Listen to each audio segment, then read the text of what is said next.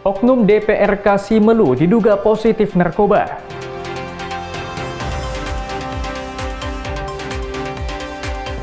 Dianiaya, WNI meninggal dunia di Kamboja.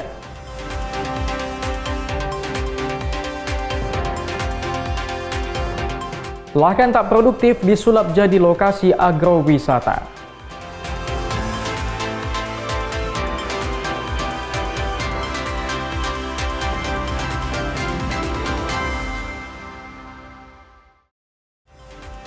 Halo, selamat pagi saudara. Kompas Pagi hari ini hadir dengan beragam informasi penting dan menarik dari Sumatera bagian utara. Selain 3 sorotan tadi, sejumlah informasi lainnya akan kami sajikan dalam Kompas Pagi. Bersama saya Ebra Syapurba, inilah Kompas Pagi selengkapnya di Kompas TV, independen terpercaya.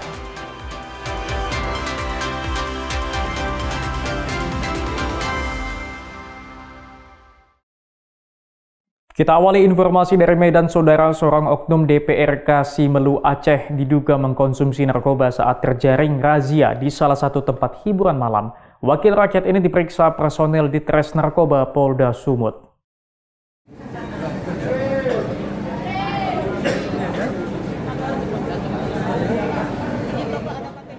Ini adalah rekaman video amatir yang direkam polisi saat menggelar razia di salah satu tempat hiburan malam yang ada di pusat kota Medan. Dari 37 orang yang dites urin, 1 diantaranya terindikasi sebagai pengguna narkoba usai urinnya dinyatakan positif. Belakangan, pengunjung yang diduga positif narkoba adalah AS, seorang oknum DPRK Simelu Aceh. Kabid Humas Polda Sumatera Utara, Komisaris Besar Polisi Ferry Walintukan mengungkapkan pihaknya sama sekali tidak mengetahui yang bersangkutan merupakan anggota dewan. Sebab dari identitas yang diserahkan kepada polisi tertera jika AS berstatus sebagai wira swasta. Dari hasil pemeriksaan, AS mengaku mengkonsumsi narkotika jenis pil ekstasi sebanyak setengah butir. Hal inilah yang menyebabkan urin AS positif narkoba. AS pun kemudian diserahkan ke tempat rehabilitasi untuk dilakukan proses penyembuhan. Sesuai aturan yang berlaku, pengguna narkoba tidak dipenjara melainkan direhabilitasi. Kami melakukan pemeriksaan cek urin terhadap 37 pengunjung yang diduga mengkonsumsi apakah alkohol maupun psikotropika. Dan hasilnya 36 negatif dan 1 positif atas nama AS. Sementara itu, Direktur Reserse Narkoba Polda Sumut, Komisaris Besar Polisi Andi Arisandi bilang pihaknya kini tengah menyelidiki asal-usul narkoba yang dikonsumsi AS. Pemeriksaan awal, AS mengaku mengkonsumsi narkoba sebelum tiba di tempat hiburan malam yang dirazia polisi. Ferry Irawan, Kompas TV, Medan, Sumatera Utara. Saudara, sarang narkoba di Jalan Dipanegara Medan Baru digerebek personil Satres Narkoba Polrestabes Medan. Selain mengejar pelaku, petugas juga bergumul dengan pelaku hingga ke sungai.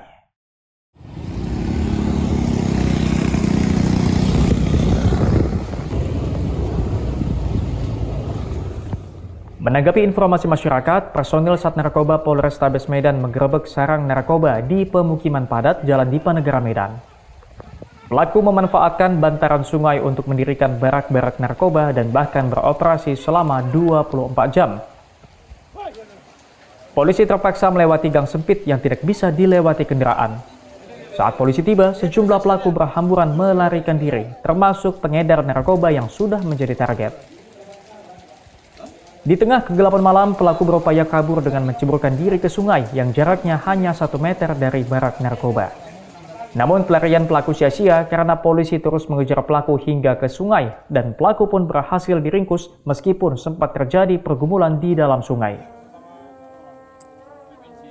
Kasatres Narkoba Polrestabes Medan, Komisaris Polisi Rafli Yusuf Nugraha mengungkapkan 2 pelaku ditangkap dari lokasi penggerebekan.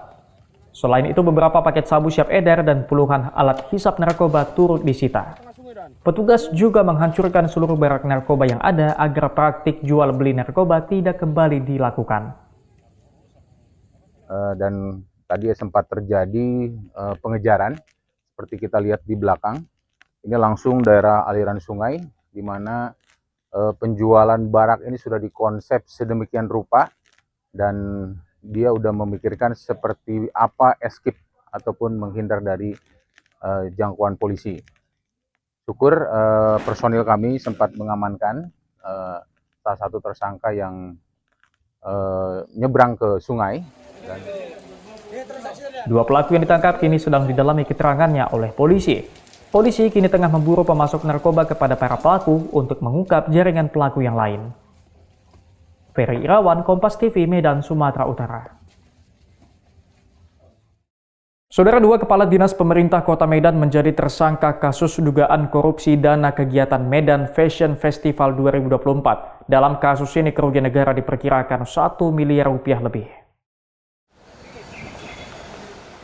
Kejaksaan Negeri Medan menetapkan 3 orang tersangka dugaan korupsi dana kegiatan Medan Fashion Festival 2024. 2 diantaranya merupakan kepala dinas di pemerintah Kota Medan. Masing-masing Beni Iskandar Nasution yang menjabat Kepala Dinas Koperasi, UKM, Perindustrian dan Perdagangan Kota Medan, serta Kepala Dinas Perhubungan Erwin Saleh. Satu tersangka lainnya merupakan rekanan sebagai pelaksana kegiatan berinisial MH yang menjabat Direktur CV Global Mandiri.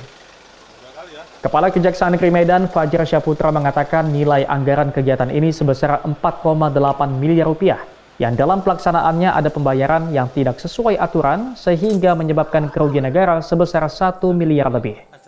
Pagu anggaran itu sebesar 4,8 miliar. 4,8 miliar. Nah, kemarin sudah dilakukan penghitungan mulai dari tahap penyelidikan, dan tahap penyidikan kita ekspos bersama dengan Inspektorat Kota Medan. Didapat nilai kerugian itu sebesar 1 miliar 132 juta. Nah, jadi teman-teman pasti ketahui dengan anggaran segitu ada beberapa kegiatan, item kegiatan yang kita duga sesuai dengan hasil LHP itu tidak dilaksanakan sesuai dengan aturan. 2 tersangka Beni dan MH telah ditahan di Rutan Kelas 1 Medan, sedangkan tersangka Erwin tidak hadir dengan alasan sakit. Roganda Malau, Kompas TV, Medan, Sumatera Utara. Warga Kabupaten Langkat dianiaya di Kamboja, saksikan usai jeda.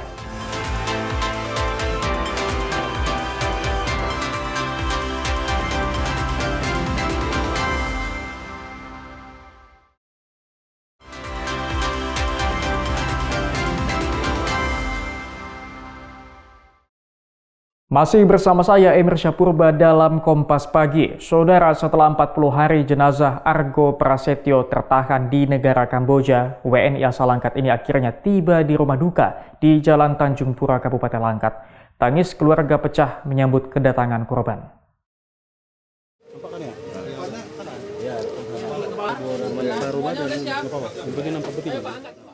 Tangis keluarga pecah saat Argo Prasetyo, 25 tahun, warga negara Indonesia yang meninggal dunia secara tragis di Kamboja 30 September lalu, tiba di rumah duka. Argo diduga menjadi korban penganiayaan setelah bekerja di kantor scam atau penipuan daring. Kabar kematian Argo sempat viral di media sosial dengan video yang memperlihatkan dirinya terbaring lemah di jalanan dengan luka lebam di wajah dan tubuh sangat kurus. Setelah melalui rangkaian proses hingga 46 hari, jenazah Argo akhirnya tiba di rumah duka Jalan Tanjung Pura, Gang Famili, Stabat Langkat, Jumat siang. Jenazah Argo disambut isak tangis keluarga. Setelah disemayamkan dan disolatkan, jenazah langsung dimakamkan di lokasi pemakaman yang tidak jauh dari rumah duka. Ega Prasetya, adik korban, mengungkapkan banyak terima kasih kepada pemerintah daerah dan Kementerian Luar Negeri dan pihak yang telah banyak membantu kepulangan Argo. Pertama, saya mengucapkan terima kasih kepada Allah Subhanahu wa Ta'ala yang telah melancarkan proses pemulangan jenazah pada hari ini. Dan saya terima kasih juga kepada pemerintah dan teman-teman, terutama Pak Pendeta Penrod Siagian yang mendampingi saya. Ini anggota juga. Bersama Matthew Diemas Bastanta, anggota DPRD Langkat, dan Pendeta Penrod Siagian mengurus proses pemulangan kepada Kementerian Luar Negeri hingga akhirnya korban dapat dipulangkan. Dedi Zulkifli Tarigan, Kompas TV, Langkat, Sumatera Utara. Saudara, petugas Polres Asahan, Sumatera Utara menangkap 2 orang kurir sabu jaringan internasional. Penangkapan kedua tersangka sempat diwarnai tembakan peringatan dari petugas kepolisian. Inilah visual detik-detik menegangkan saat personil Satuan Reserse Narkoba Polres Asahan menghentikan sebuah mobil minibus di Kabupaten Asahan yang dikendarai kedua pelaku. Petugas polisi yang menyamar sebagai pengantar paket langsung menghadang mobil tersebut dan melepaskan tembakan peringatan agar kedua pelaku menyerahkan diri. Dari dalam mobil, petugas menyita 4 tas besar berisi 76 kg sabu. Kedua pelaku merupakan kurir jaringan internasional yang menjemput sabu dari negara Malaysia untuk dibawa ke Palembang, Sumatera Selatan. Dan inilah salah satu hasil dari kerjasama dari informasi masyarakat bahwa akan adanya pengiriman narkoba menggunakan kendaraan. Dan kebetulan infonya alhamdulillah valid dan kami menindaklanjuti dan alhamdulillah bisa terungkap oleh Keduanya kini telah ditetapkan sebagai tersangka dan ditahan di Mapolres Asahan. Armendo Sinaga, Kompas TV, Asahan, Sumatera Utara. Saudara, seorang pemuda di Kota Medan dibegal kawanan geng motor. Korban dianiaya sebelum akhirnya pelaku membawa kabur motor korban.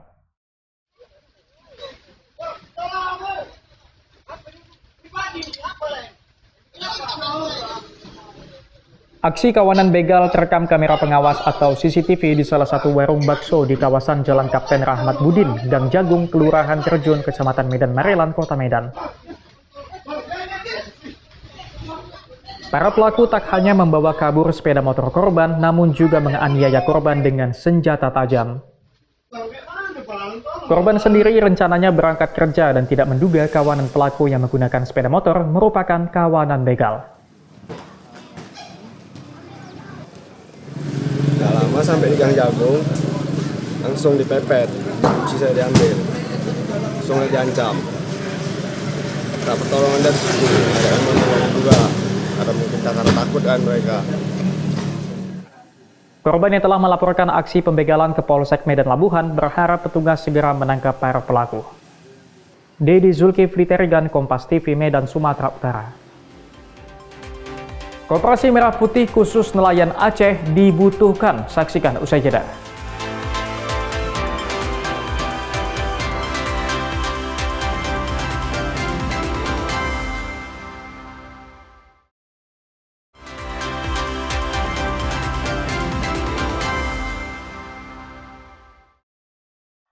Masih bersama saya Emir Syahpurba dalam Kompas Pagi. Saudara, informasi dari Aceh, Lembaga Panglima Laut dan Nelayan Aceh menyambut baik wacana pembentukan Koperasi Merah Putih khusus nelayan di Aceh. Dengan adanya koperasi ini diharapkan bisa membantu perekonomian nelayan.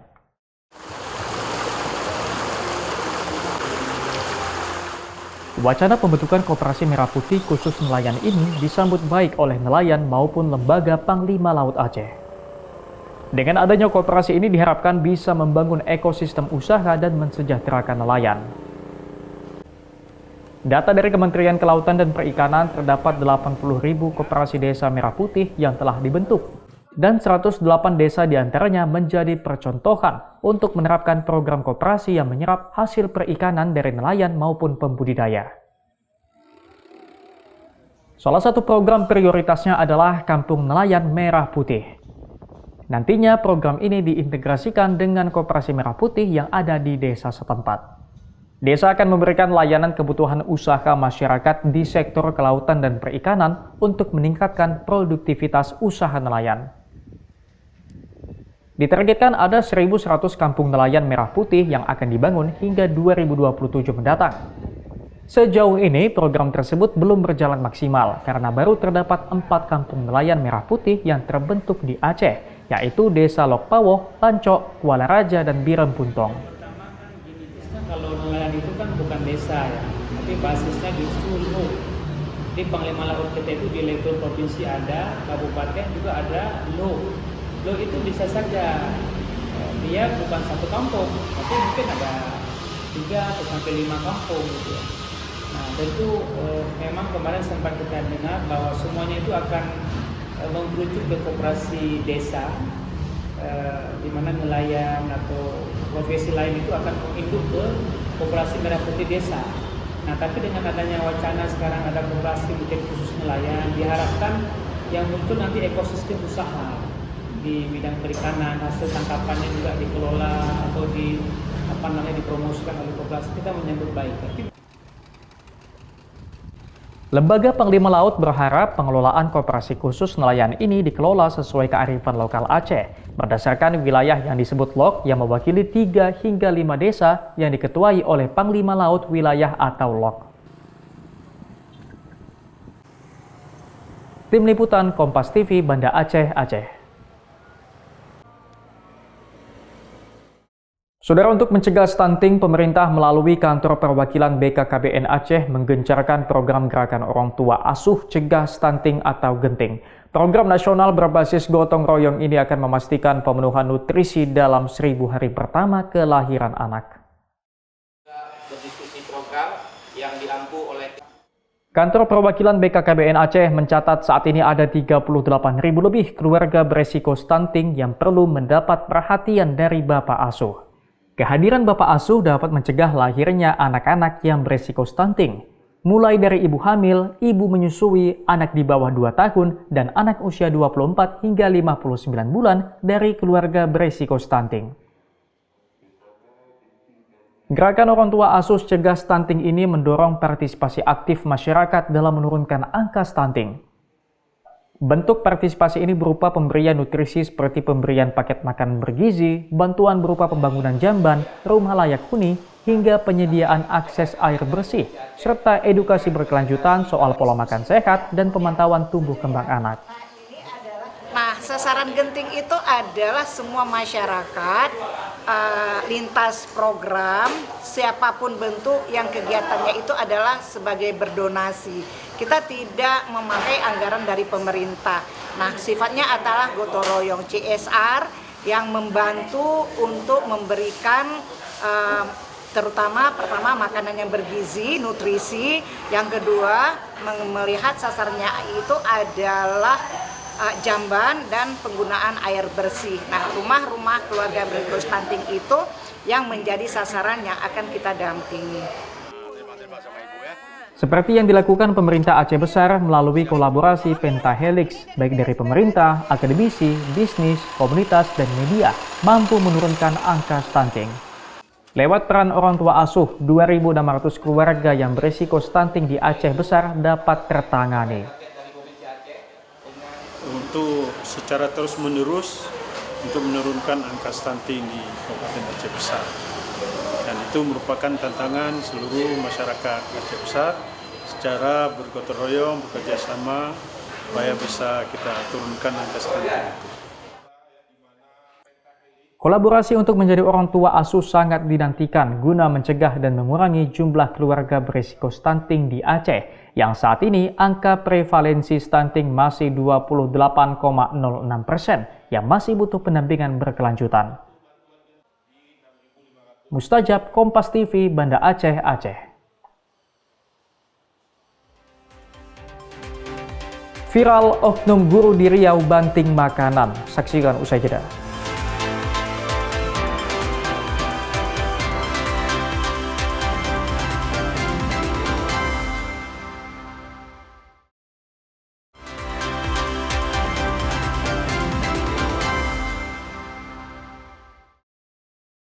Masih bersama saya Emir Syapurba dalam Kompas Pagi. Saudara, informasi dari Riau, seorang oknum guru honorer di Kabupaten Kampar Riau viral usai membanting nasi di hadapan para guru dan murid.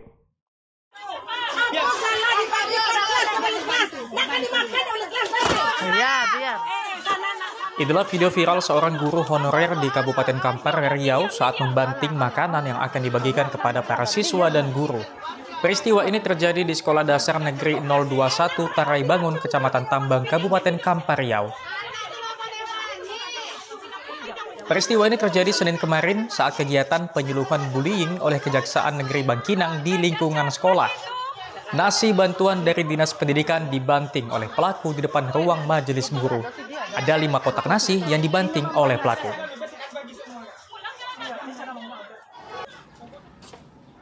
Yon Hendry, guru yang membanting makanan, mengaku melakukannya karena adanya desakan dari guru lainnya untuk segera dibagikan. Ia menyebut ada guru yang tidak sabar. Kejadian pada hari Senin, kami ada kegiatan namanya kegiatan penyuluhan tentang bullying, yaitu narasumbernya dari kejaksaan. Nah, setelah sosialisasi dijalankan, maka dari pihak dinas memberikan hadiah kepada anak-anak berupa nasi. Nasi ini bukan nasi dari MBG, adalah bingkisan dari Dinas Pendidikan Kabupaten Kampar, Bangkinang. Alasannya kami banting, yaitu para guru meminta agar diberikan cepat. Saya bilang, ibu sabar bu, ini nasi ini tetap kami bagian kepada anak-anak. Berapa kekurangannya nanti kami belikan yang lain. Akhirnya guru lain tidak terima sikap saya seperti itu, maka nasi itu lepas dari tangan saya. Bapak sebagai apa Pak di sekolah ini? Saya sebagai guru biasa, Pak, guru pengawas. Pasca peristiwa ini, aktivitas sekolah tetap berjalan, namun sebagian kelas kosong dari aktivitas pembelajaran. Sawino Ardi, Kompas TV, Kampar Riau. Saudara, tim Satreskrim Polresta Pekanbaru menangkap komplotan pencurian sepeda motor di 32 lokasi.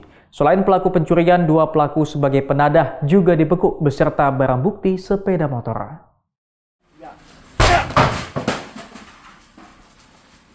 Inilah visual tim Satreskrim Polresta Pekanbaru saat menangkap pelaku pencurian sepeda motor.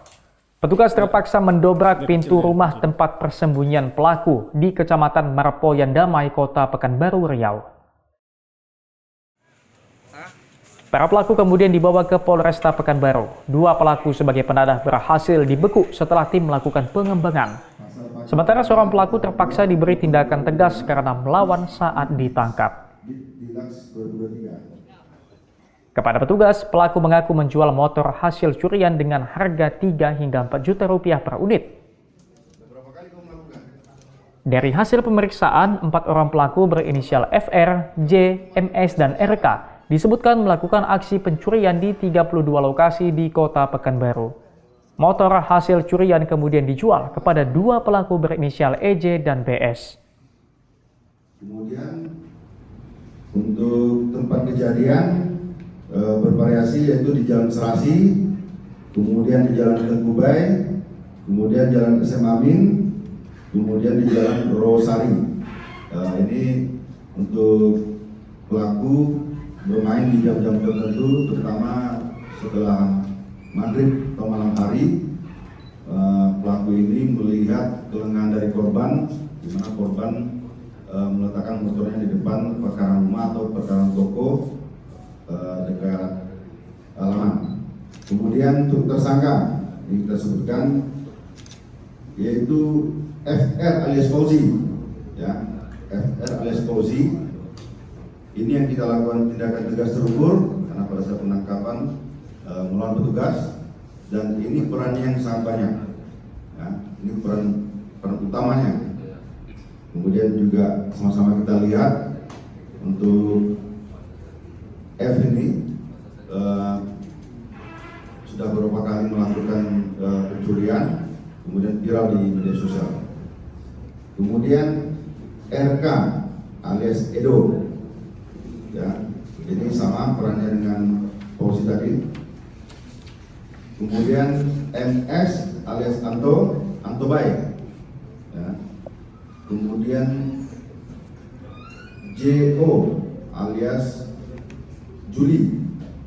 Ini 4 pelaku ini perannya sama-sama pemain, sama-sama ada yang joki, ada yang main. Untuk 480 EJ alias Eko, ini ada beberapa unit motor yang sudah kita amankan, tadi sama-sama kita lihat. Atas perbuatannya, para pelaku pencurian sepeda motor diancam dengan hukuman 7 tahun penjara. Sementara pelaku penadah diancam hukuman 4 tahun penjara. Sawino Ardi, Kompas TV, Pekanbaru, Riau. Lahan tak produktif jadi lokasi wisata. Saksikan usai jeda.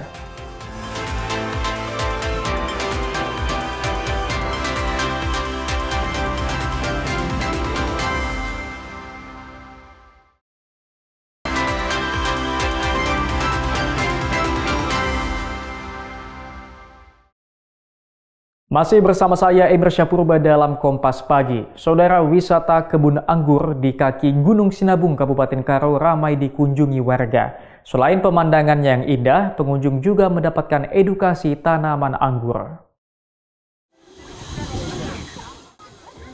Berawal dari peristiwa COVID-19 beberapa tahun lalu, petani di lingkar kaki Gunung Sinabung, Kabupaten Karo, Sumatera Utara mulai mengelola kebun edukasi anggur. Kebun edukasi yang diberi nama Jeep Farm ini merupakan kebun anggur terbesar di Sumatera dengan 10 varietas anggur, menggunakan sistem greenhouse agar hasil dan kualitas meningkat, serta mengoptimalkan pertumbuhan tanaman dan terhindar dari gangguan hama. Para petani juga berhasil mengembangkan varietas anggur di ketinggian 1000 meter dari permukaan laut. Seiring perkembangannya, kini kebun edukasi ini menjadi lokasi wisata baru. Pengunjung mengaku senang dapat melihat langsung anggur segar tumbuh di dataran tinggi. Dari Tiga Binanga. Ini kesini ngapain nih, Kak? Nengok buah anggur. Gimana, Kak? Melihat langsung ini, Kak? Iya, cantik kali lah. Perlu dibudidayakan ini. Manis sekali, tadi kucuri satu. Manis sekali. Iya. Seneng nggak, Kak, adanya edukasi tanaman di wilayah Karo nih, Kak? Senang kali lah, Bang. Iya kan, ini nanti kan udah bisa nanti petani-petani yang lain pun diajari kan. Jadi kan menambah income petani. Cocok juga lah, Bang.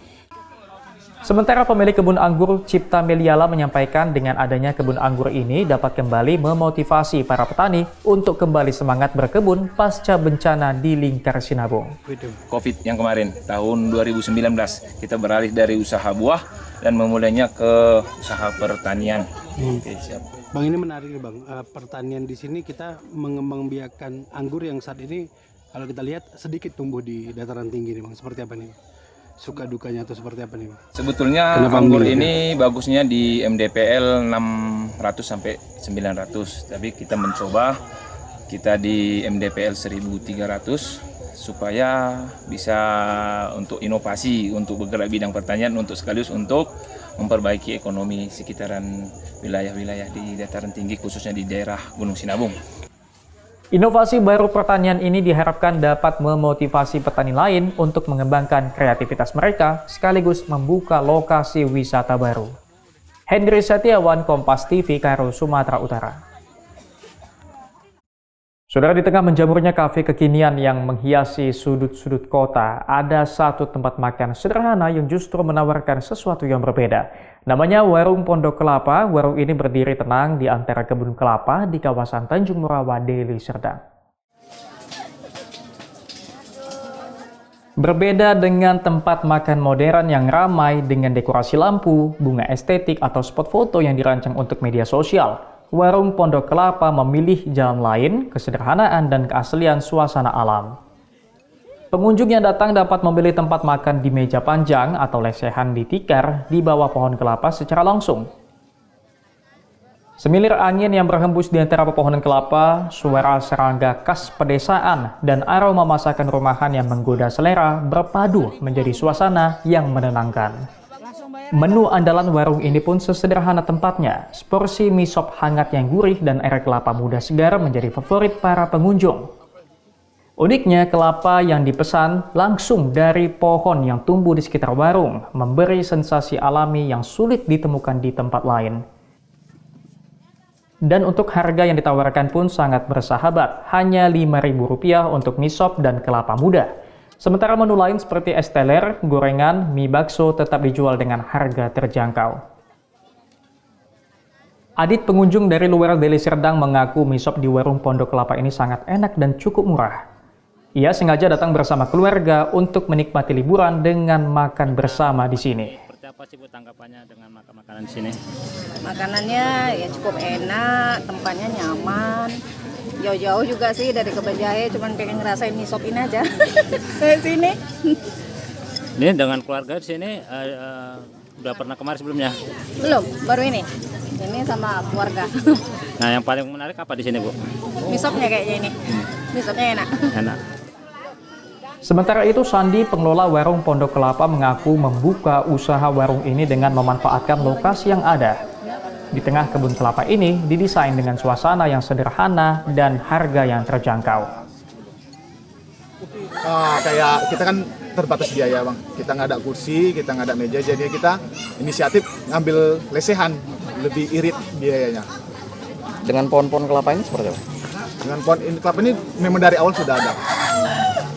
Jadi menggunakan peluang ya? Peluang. Dan untuk pohon kelapa ini kira-kira keunikan dari resto ini seperti apa sih? Kita kelapa minumnya dari kelapa sendiri, dan itu rasanya sih jauh lebih beda. Warung Pondok Kelapa bukan hanya tempat untuk mengisi perut, tetapi juga tempat untuk menyegarkan pikiran. Di tengah kebun kelapa yang rindang, pengunjung bisa merasakan ketenangan yang mungkin sulit ditemukan di tengah hiruk-pikuk kehidupan modern. Tanpa kemewahan, tanpa dekorasi berlebihan, hanya makanan sederhana, alam yang asri, dan kebahagiaan yang terasa apa adanya. Dedi Zulkifli Terigan, Kompas TV, Deli Serdang, Sumatera Utara. Saudara, lahan tak produktif seluas 60 hektar di Desa Runding, Kabupaten Mandailing, Natal disulap menjadi lokasi agrowisata. Kini desa yang berada di pinggir perbukitan ini selalu ramai dikunjungi wisatawan, terutama di saat musim panen.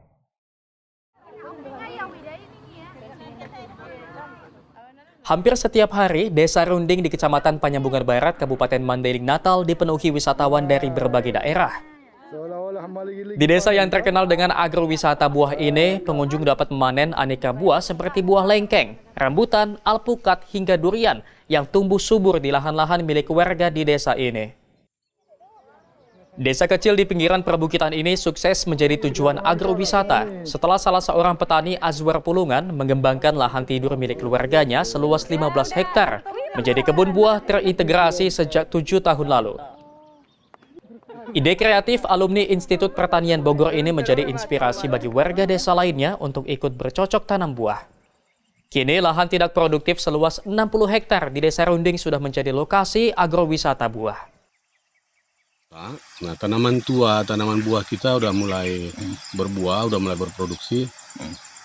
Nah, disinilah masyarakat pada umumnya di Desa Runding ini tertarik dan menanam rata-rata menanam buah. Hampir, kalau nggak salah mungkin hampir 60 hektar sekarang tanaman buah yang ada di Desa Runding. Khairul Bazar, Kompas TV, Mandailing, Natal, Sumatera Utara.